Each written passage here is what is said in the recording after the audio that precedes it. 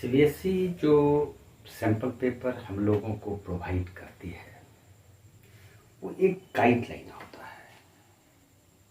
आपको ये बतलाया जाता है कि आप इस तरह के क्वेश्चंस पर प्रिपरेशन करें। एग्जैक्टली वही क्वेश्चन तो आते नहीं हैं, कभी कभी आ भी जाते हैं, लेकिन जो पैटर्न दिया हुआ रहता है आप अगर उसके पैटर्न को फॉलो करते हैं तो टोटल में टोटल आपका होगा। आज हम लोग सैम्पल पेपर सीबीएसई के द्वारा जारी किए हुए कुछ क्वेश्चंस पर डिस्कस करेंगे।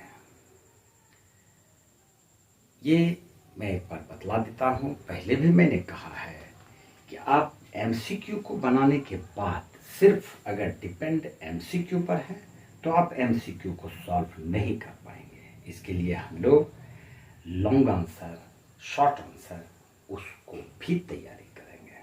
ठीक है। नमस्कार स्टूडेंट्स, राजेश कुमार आपका दिल से स्वागत करता है। नए हैं तो सब्सक्राइब जरूर कर लो, और अगर हमारे फैमिली के मेंबर हो तो वीडियो को लाइक करना भूलना नहीं। ठीक है। ये सैम्पल पेपर है, ज़्यादा बच्चे तक जाए और हम लोग कई सैम्पल पेपर पर डिस्कस करेंगे। ठीक है। तो चलते हैं आज के सैम्पल पेपर पर। मोबाइल से मैं क्वेश्चन पढ़ता हूँ, आप ध्यान से देखिए। क्वेश्चन नंबर 1 इस प्रकार से है, the ratio of LCM and HCF of the list composite and list prime numbers. सबसे पहले हम लोग लिखते हैं list composite number.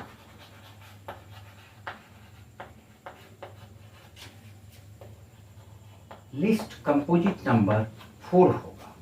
Composite numbers उस नंबर्स को बोलते हैं जिसका फैक्टर 1 और उस नंबर के अलावा और भी हो। तो 4 सबसे छोटा कंपोजिट नंबर है जिसका कि फैक्टर कम से कम 3 नंबर्स हो। उसके बाद list prime numbers, list prime number, list prime number 2 होता है। ये क्वेश्चन हमारा है, उसके बाद इसके ऑप्शन पर हम लोग सॉल्व करने के बाद डिस्कस करेंगे। तो इसका एलसीएम क्या होगा?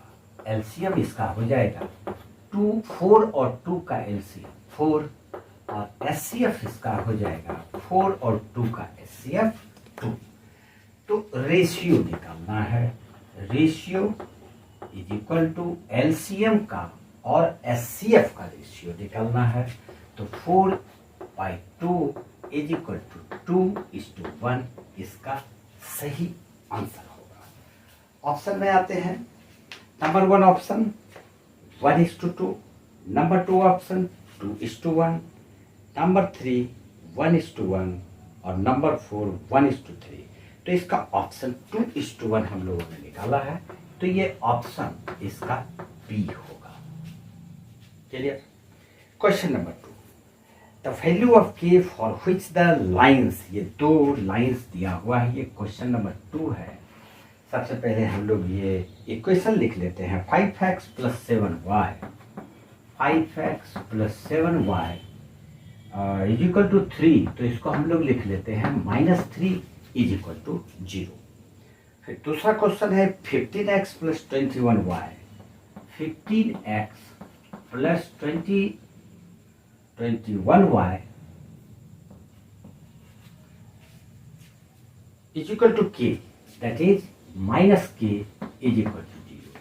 क्वेश्चन ये है कौन साइड इज, तो k का वैल्यू निकालना है। अगर ये 2 इक्वेशन जो दिया हुआ है इसका जो स्ट्रेट लाइन होगा वो कॉन्साइड करता हो। कॉन्साइड का मतलब होता है एक स्ट्रेट लाइन ये है और दूसरा स्ट्रेट लाइन ये है, इसी पर ये ओवरलैप किया हुआ है। इसका मतलब है कि इसका सॉल्यूशन इनफिनिट होगा। तो for infinite solution, for infinite solution हम लोग जानते हैं a1/a2 is equal to b1/b2 is equal to c1/c2। तो a1 5 by 15 is equal to B1 7 by 21 is equal to C1 minus 3 by K minus के minus को cancel कर देते हैं। ये तो 1/3 का रेशियो है, तो हम लोग लिख सकते हैं therefore 3/k is equal to 1/3, therefore k is equal to 339। यही ऑप्शन होगा, इसका आंसर होगा। अगर k का वैल्यू यहाँ पर 9 दे दिया जाए तो ये जो दो इक्वेशन दिया हुआ है इसका जो स्ट्रेट लाइन होगा वो कोइंसाइड कर जाएगा, एक दूसरे को ओवरलैप कर लेगा, जिससे कि उसका इनफिनिट सॉल्यूशन निकलेगा। क्वेश्चन नंबर 3 में चलते हैं। क्वेश्चन नंबर 3 है a girl walks 200 metre towards east. ये 200 मीटर ईस्ट की तरफ चलिए, मान लेते हैं ओ उसका स्टार्टिंग पॉइंट है, ये 200 मीटर ईस्ट। हम लोग पेपर पर इस तरह से इसको लिखते हैं, इधर ईस्ट होगा, इधर वेस्ट होगा, ये नॉर्थ है और ये साउथ है। इस तरह से डायरेक्शन को हम लोग मेंशन करेंगे। तो 200 towards east and then 150 towards north, और नॉर्थ ऊपर है तो ये ओ से ए आया और फिर यहाँ से ये 150 मीटर नॉर्थ की तरफ ये लड़की गई। तो कहता है कि the distance of the girl from the starting point वो है और ये ए से बी तक मान लेते हैं यहाँ तक। तो हमको निकालना है ये ओ बी, ये जो है स्टार्टिंग पॉइंट से इस पॉइंट तक का डिस्टेंस उसका कितना है, सॉल्व करने के बाद ऑप्शन देखेंगे। तो ये ईस्ट और नॉर्थ एक दूसरे पर परपेंडिकुलर होगा, क्लियर है। यहाँ पर ये परपेंडिकुलर होता है, ठीक। हम इसको एक्सिस के जैसा मान सकते हैं, कोऑर्डिनेट एक्सिस। तो इसमें पाइथागोरस थ्योरम लगाएंगे। ओ बी डिस्टेंस उसका हो जाएगा from the starting point to the final point is equal to O A square plus A B square और इसका स्क्वायर रूट ले लेंगे। ओ ए स्क्वायर 200 का स्क्वायर हो जाएगा 40000 प्लस 150 का स्क्वायर हो जाएगा 22500। इसको अगर हम लोग ऐड करेंगे तो ये आ जाएगा 625 और 00। इसका स्क्वायर रूट लेंगे तो ये 25 है, 25 और 10 250 मीटर वो अपने स्टार्टिंग पॉइंट से फाइनल पॉइंट, यानी ये वाला जो डिस्टेंस है ये 250 मीटर होगा। अब इसमें ऑप्शन देखते हैं कौन सा है।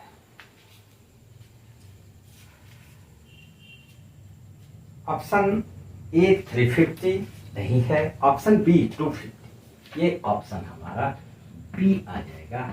इसमें हम लोग टिक लगा देंगे। ऑप्शन नंबर 2 में ये क्वेश्चन हमारा 9 था, तो ये ऑप्शन नंबर ए आता है यहाँ पर। इसको भी लिखे टिक मार देते हैं, क्लियर। उसके बाद एक क्वेश्चन है, क्वेश्चन नंबर 4, जरा सा okay. Question number 4,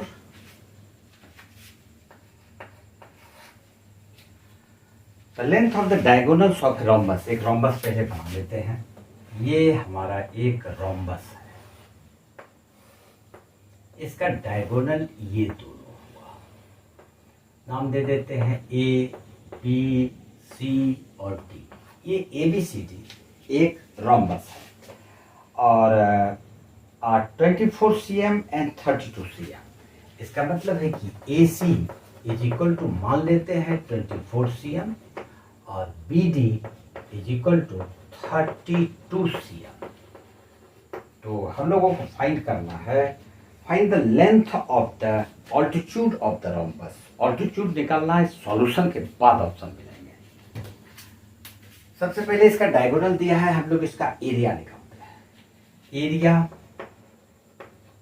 is equal to half D1 into D2 is equal to half D1 24 into D2 32।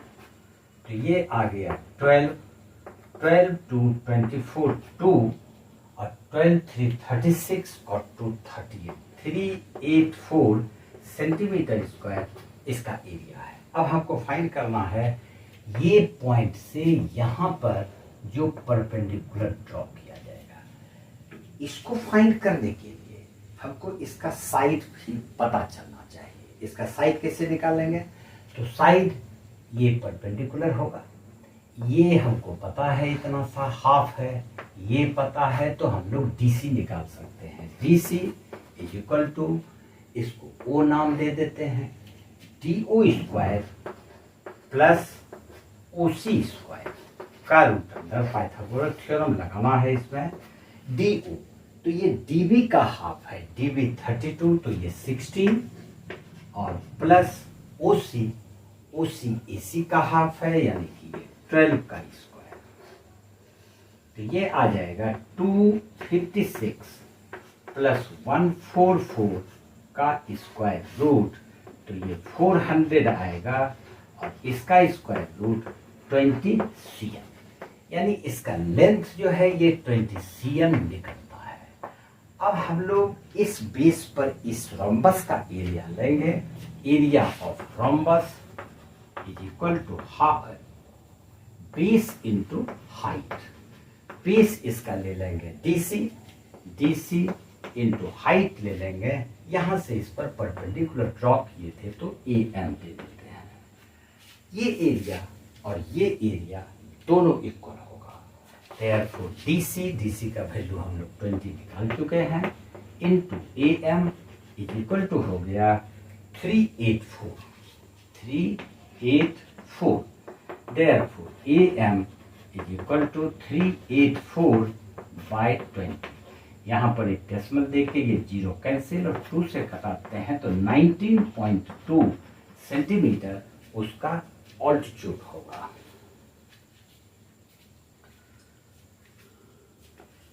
अब इसके ऑप्शन में आते हैं। ऑप्शन नंबर A 12 cm नहीं है, ऑप्शन नंबर B 12.8 cm नहीं है, ऑप्शन नंबर C 19 cm नहीं है और option number D 19.2 cm correct है। तो ये हम लोग इसको ऑप्शन नंबर D के बाद मार देते हैं लंबा सा टिक। ओके, क्वेश्चन नंबर 5 ये प्रोबेबिलिटी से है, हम लोगों ने डिस्कस नहीं किया है, इसलिए इस क्वेश्चन पर हम लोग बाद में बात करेंगे। एक दिन प्रोबेबिलिटी का एक छोटा सा वीडियो पहले मैं आप लोग को दिखाऊंगा, उसके बाद बात करेंगे इस पर।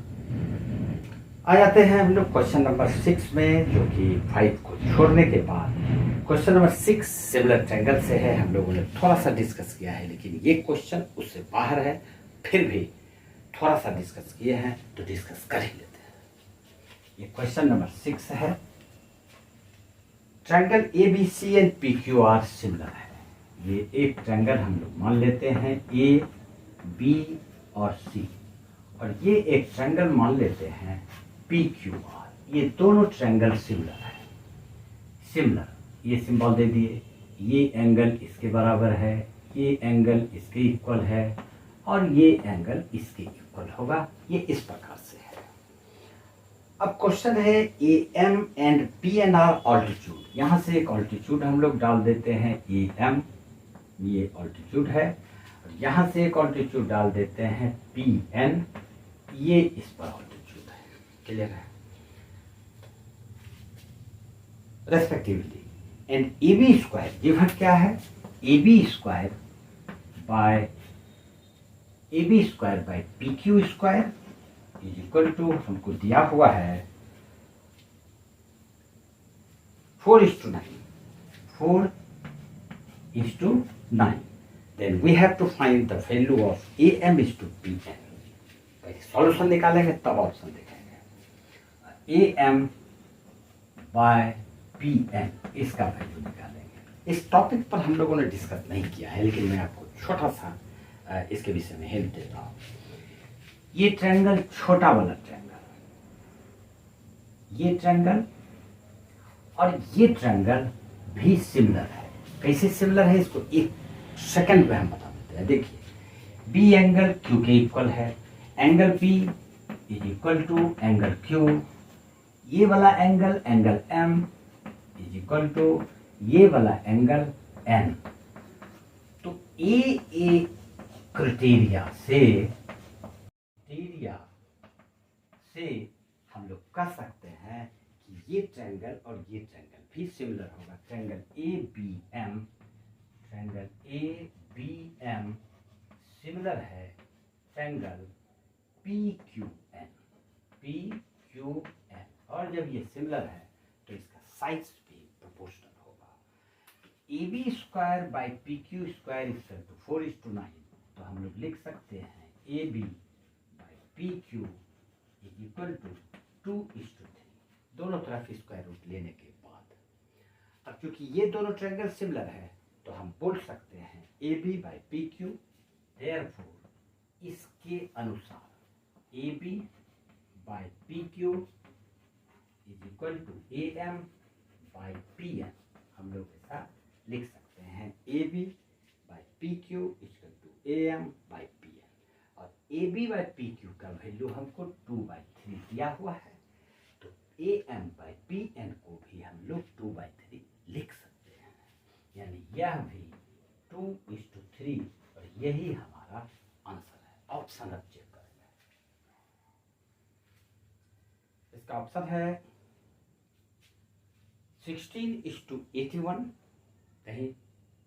4:9 बिल्कुल नहीं। 3:2 ये भी नहीं है। 2:3 ऑप्शन नंबर डी। 2:3 तो इसका ऑप्शन नंबर डी आता है। इसमें हम लोग टिक लगा देते हैं। इसके अलावा इसमें 35 क्वेश्चन और हैं। छोटा छोटा पार्ट में इस पर हम लोग डिस्कस करेंगे, क्योंकि उतना ही खाओ जितना बचा सको।